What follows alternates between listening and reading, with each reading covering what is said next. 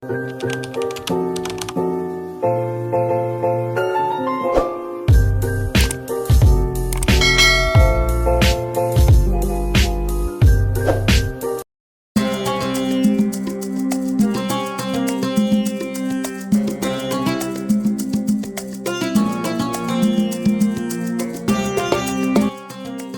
zaman Rasulullah Shallallahu Alaihi Wasallam, hiduplah seorang perawat Muslim pertama dalam sejarah Islam, perawat yang bernama Rufaidah al-Aslamiyah. Ia mengabdikan hidupnya untuk memberikan sentuhan kemanusiaan dan perawatan bagi yang membutuhkan.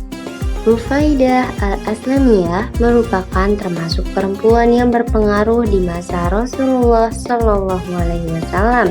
Peran Rufaidah sangatlah penting karena berani mengabdikan hidupnya dalam perang-perang besar.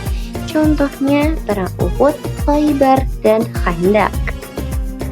Untuk menyelamatkan mujahid yang terluka membutuhkan ahli keperawatan yang lebih tinggi saat peperangan karena peperangan tersebut menimbulkan banyak korban jiwa.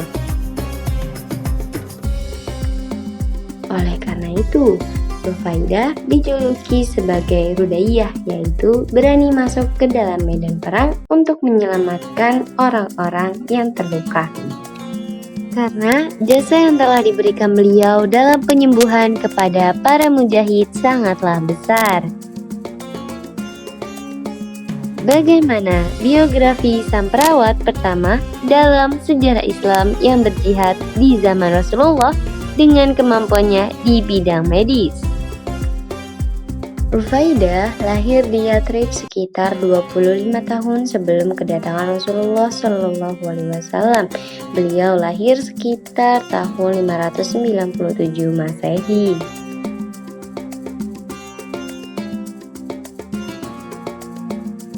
Rufaidah memiliki nama-nama berbeda. Pertama, Rufaidah binti Sa'ad al-Bani Aslam al-Kharaj. Ia termasuk ke dalam marga Aslam. Marga ini adalah salah satu marga dari suku Khazraj di Madinah. Ia juga termasuk ke dalam kaum Ansar, yakni golongan yang pertama kali menganut Islam di Madinah. Nama kedua yaitu Quaibah binti Sa'ad dan yang ketiga Rumaisa al-Ansariyah. Ia memiliki seorang ayah yang bernama Sa'ad al-Aslami. Ayahnya adalah seorang tabib terkemuka, bahkan seorang pemimpin atau imam para tabib di kalangan masyarakat kota Madinah, serta menjadi perantara dalam menyembuhkan penyakit melalui jampi-jampi dan jimat. Terkait pendidikan keperawatan yang diterimanya didapat dari ayahnya yang berprofesi sebagai tabib. Praktik keperawatan sudah melekat di kehidupannya dan telah dimulai sejak ia masih kecil. Ketika sudah menginjak usia remaja, ayahnya meminta ia bekerja sebagai asisten ayahnya. Hingga usia dewasa, ayahnya memberikan kepercayaan kepadanya untuk mengembangkan kemampuannya dalam merawat.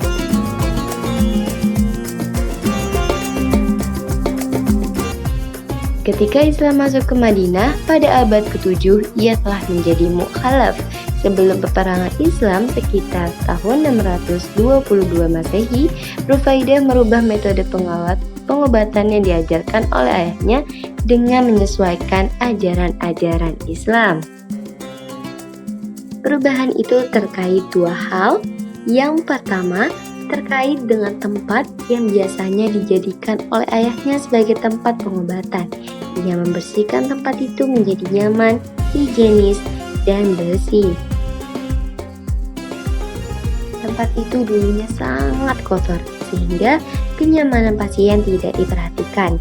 Perubahan ini dilakukan atas dasar ajaran Rasulullah Shallallahu Alaihi Wasallam bahwa Islam merupakan ajaran yang mengedepankan kebersihan, karena kebersihan sebagian dari iman. Kedua, menghilangkan jampi-jampi dan jimat untuk mengobati pasien. Menurut ajaran Islam itu bersifat syirik. Hal ini merupakan salah satu dosa besar. Ia menggantinya dengan doa-doa dan sholawat yang diajarkan oleh Rasulullah kepadanya. Di tahun yang sama, ia juga telah mendirikan sekolah keperawatan pertama di dunia Islam. Meskipun lokasinya tidak dapat dilaporkan, ia memimpin dan sekaligus mendidik para wanita muslim di bidang keperawatan atas izin dari Rasulullah SAW. Maka dari itu, dia tidak hanya menghasilkan perawat tetapi juga mengikuti perintah Nabi Muhammad untuk memajukan pendidikan bagi para gadis dan wanita muslimah. Rumah sakit lapangan Rufaidah adalah tenda palang merah pertama dalam sejarah manusia. Rumah sakit ini biasa digunakan ketika peperangan karena dapat berpindah-pindah. Rumah sakit ini juga dikelola oleh para medis wanita yang terlatih. Rasulullah yang Shallallahu Alaihi Wasallam memerintahkan para sahabat yang terluka untuk ke tenda Rufaidah. Rumah sakit ini kemudian dikenal dengan nama Khaimah Rufaidah yang kemudian menjadi latar belakang penyebutan Rufaidah sebagai Mumaridah al-Aslam al-Ula, yaitu perawat wanita pertama dalam sejarah Islam. Ia telah berhasil mengenalkan kesempatan baru kepada kaum wanita untuk berkarir dalam menyediakan perawatan dan pelayanan bagi masyarakat. Maka mereka terkenal dengan perawat pertama dalam periode Islam.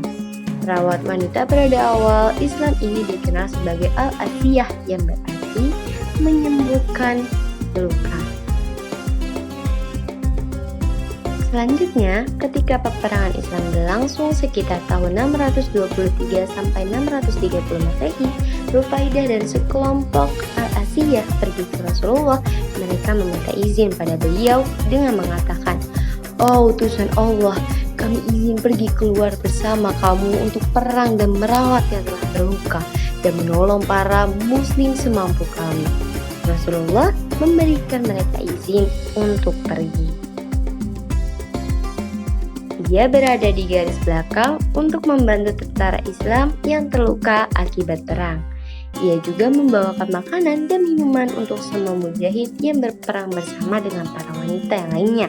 Dengan menunjang penanganan tentara yang terluka, ia mendistribusikan makanan dan minuman.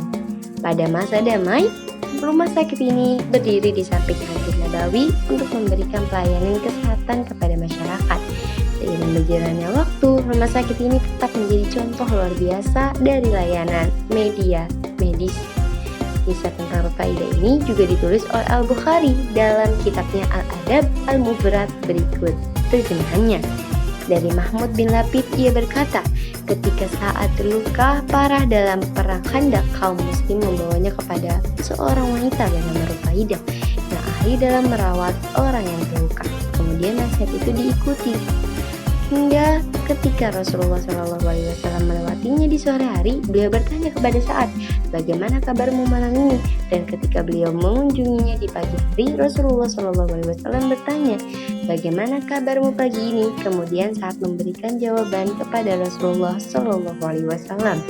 Atas keterlibatannya dalam peperangan Islam, Rufaidah mendapat penghargaan khusus dari Rasulullah SAW, yaitu sebuah kalung indah. Beliau memakaikan langsung kalung itu dengan tangannya yang mulia ke leher Rufaidah. Hanya ia mendapatkan kalung itu dan ia begitu tersanjung dengan kalung itu sampai ia menyatakan, "Demi Allah, kalung ini tidak akan terpisah dari jiwaku dalam tidur dan bangunku sampai aku menemui kematianku." Kemudian ia bahkan berwasiat jika ia meninggal dunia agar kalung itu dikuburkan bersama jasadnya. Penghargaan khusus itu diberikan karena ia telah mengorganisir para perawat dan memberikan peran wanita sebagai perawat yang berpartisipasi dalam perang suci. Simbolisme dari pembagian yang sama dalam rampasan perang memberikan pesan bahwa perawat berguna dalam Islam dan mengangkat status wanita dalam peranan merawat. Kemudian pada tahun 632 Masehi, Rufaidah menghembuskan nafas